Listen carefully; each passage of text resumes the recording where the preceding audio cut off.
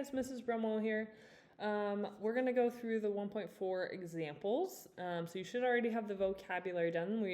This section is some more angle pairs that we're going to be looking at. So you should have defined complementary, supplementary, vertical angles, linear pair in this section. So we're going to use those definitions and theorems to help us solve some problems. Okay, so we are given two angles, angle B and angle A. Angle A we have a number for, angle B we have an expression. We're going to find the measure of each of the following. So they want us to find the supplement of A. So supplementary angles are angles that add to 180. So a supplement to A is what do I have to add to A to make it equal 180. So I'm going to set this up really quick that angle A plus its supplement has to equal 180, right? That's what I know that means. If supplementary angles must add to 180. So we know angle A is 56.4. I don't know the supplement, so I'm just going to call it x. And so if I want to solve for x, I just subtract 56.4. So if I do 180 minus 56.4, that is going to give me the supplement. So 123.6 degrees. Okay, the complement is going to look super similar, but instead of adding to 180, complementary angles add to 90. So this is asking for what do I have to add to angle A to get to 90? So again, I'm going to set up the same equation. So measure of angle A plus its complement has to equal 90. I'm going to use a different variable since I already used x. So angle A we know is 56.4. I'm going to use y this time, and I want it to equal 90. So again, if I want to solve for y, just subtract 56.4. So 90 minus 56.4, 56.4 is 33.6. Okay, now the supplement of B. So we're going to do the same thing. This one, my answer is going to look a little different just because I actually don't have a number for B. I have an expression. So this whole thing is angle B. So we're going to do angle B, which is 2x minus 4, okay? And then plus the supplement has to equal 180. So here's kind of something funky, you guys. I actually don't want to use x if x is already being used for B. So maybe I use y again, that's fine. So I'm going to do... we'll put y in for the supplement. So if I want to solve for y, we're going to subtract this whole thing over. So I'm going to subtract 2x minus 4. So minus 2x minus 4. Okay, so what happens here is this negative out in front, I need to distribute that. So this really turns into 180 minus 2x, and then negative times negative is positive. And then we could combine some like terms because 180 and 4 are just regular numbers. So we would get 184 and then minus 2x. So that is the supplement. And it is an angle, so if you want to add the degree symbol to it, that would be kind of how you do that. Okay, so complement is going to be the same thing. We're going to do, and actually I don't like using y because I already used y. We'll just keep switching up the variables. We'll call this one w. Okay, so this one we're going to do 2x minus 4 plus we'll pick a different variable. This time we'll do z equals 90 since we're doing complement. Okay, so I could do what I did up here and subtract the whole thing at once, or I can do it in pieces. I can subtract the 2x and add the 4, subtract the 2x and add the 4 to get z by itself, z representing the complement. So when I do that, 90, I can't really subtract the 2x, those aren't like terms, but I can do 90 plus 4 and get 94, and then we're just going to write minus 2x with it. Again, it is an angle, so we can write it like that with the degree symbol. Okay, so we can find supplements and complements essentially by subtracting from 180 or subtracting from 90. We can do it even if it's an expression and we don't have a number for it. Okay. Number 2, an angle's measure is 3 times the measure of its complement. Write and solve an equation to find the measure of an angle and the measure of its complement. Okay, so complement It's talking about two angles that are complements of each other. So I know these two angles have to add to 90 by the definition of complement. So I'm actually going to draw something I know adds to 90. So I'm going to draw myself a right angle, but then I'm going to like split it into two angles. So we have one angle and the other one is 3 times this one, but I don't know what either of them are, so I'm gonna use a variable. So if I make the smaller one be x, and if this one's 3 times as big, this would be 3x. And then we know together they have to equal 90. So x plus 3x equals 90. Combine those x's to be 4x, and then divide by 4. 90 divided by 4 gives us 22.5, and let's double check that we're answering the question. So write and solve an equation we did to find the measure of the angle and the measure of its complement. So they want the angle, the measure of both of these angles. So one of them is just 22.5, and then the other one is 3 times that. So if I do times 3, we get 67.5. So those are the two angles, and together they add up to 90. Okay, we have ABD and JBE are vertical angles, and we're given some measurements. Okay, so vertical angles, remember, happen when we have two lines that intersect, and they're the angles across from each other. So we have angle ABD,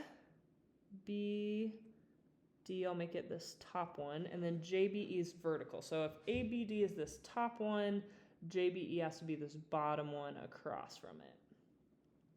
And we know that vertical angles are congruent, so I'm actually going to mark that as well.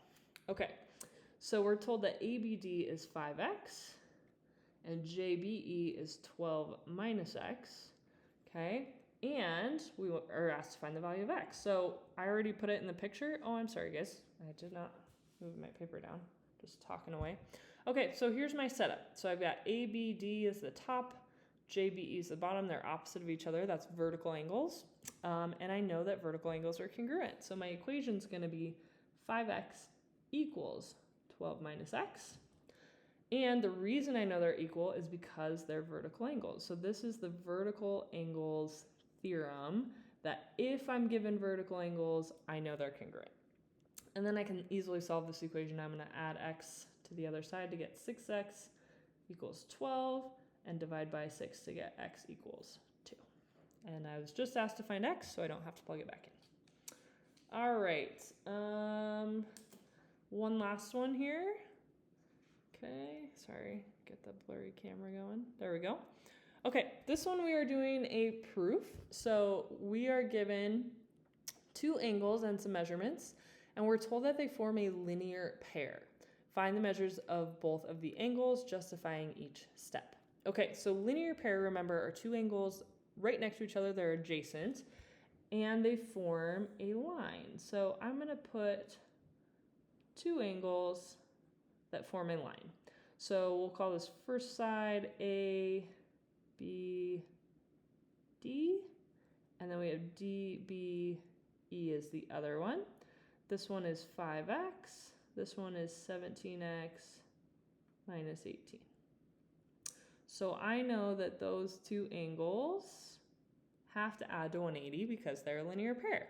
So we start with our three givens, and again, you could write this all in one line. They did it in separate lines, so I kind of have 3 pieces I'm given. Measurement of this angle, measurement of this angle, and then they form a linear pair.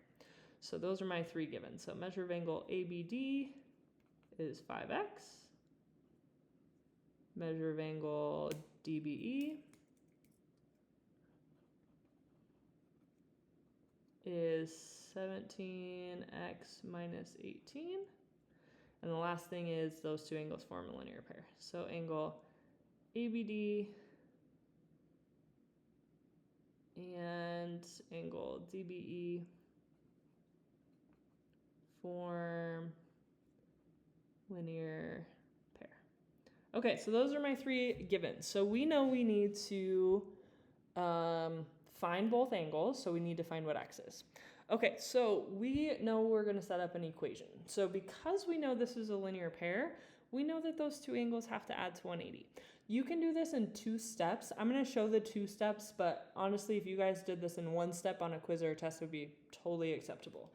You can jump right to saying that those two add to 180, and you can say you know that because it's a linear pair. That's totally fine. I'm going to show the 2 steps. You could also say that you know that ABD and angle DBE are supplementary. And that's because all linear pairs are supplementary. So you could also say that from the linear pair theorem. And then supplementary means they add to 180. So then I can jump to measure of angle ABD plus the measure of angle DBE equals 180. And that's the definition of supplementary.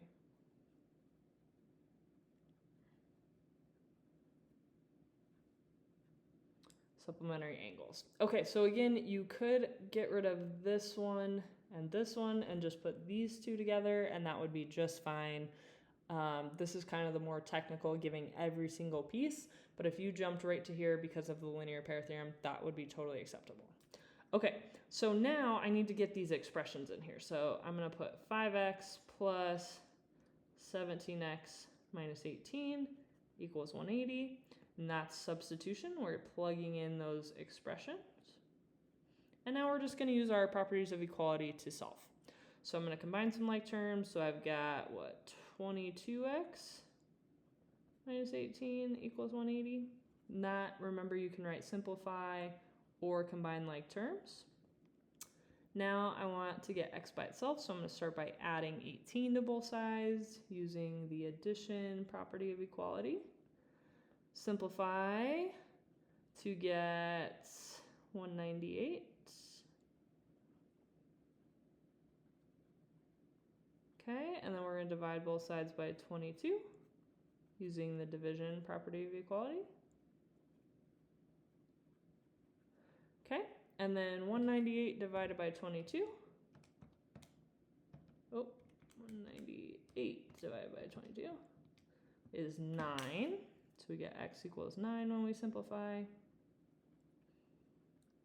Okay, and then they asked us to find the measure of each angle. So I'm going to plug in, I'm going to show this in the same line, but we're going to say angle ABD is 5 times 9, and the measure of angle DBE is equal to 17 times 9 minus 18. That's substitution.